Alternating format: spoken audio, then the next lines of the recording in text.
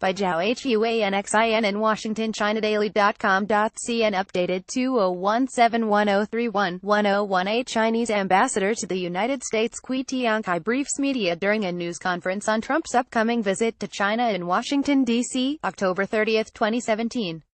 Photo by ZHAO HUANXIN. ChinaDaily.com.cn U.S. President Donald Trump's first state visit to China, coming at a historical moment after a key party congress in Beijing, will be a successful trip with significant outcomes on trade, the Korean Peninsula and other issues, China's top envoy in Washington said on Monday.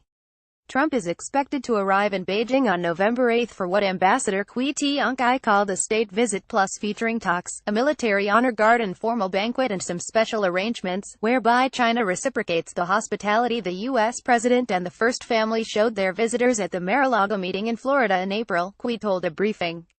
Qui said the recent 19th National Congress of the Communist Party of China reaffirmed China's commitment to following a path of peaceful development, a strategy of opening up, and efforts to build a community with a shared future for mankind.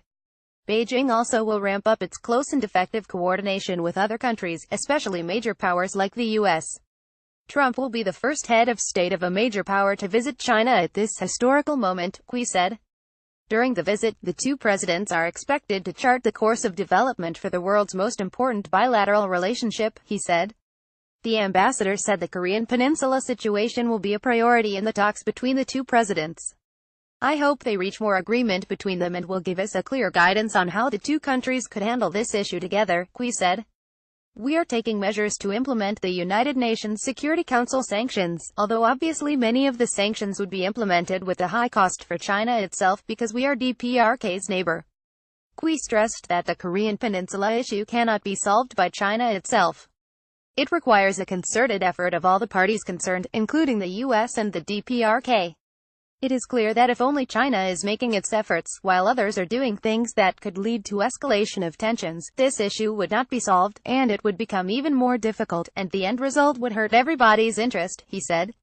Qui said there is a strong sense of urgency regarding the peninsula, adding that China is open to any talks between any parties as long as they are conducive to a peaceful solution, to a negotiated solution of the nuclear issue.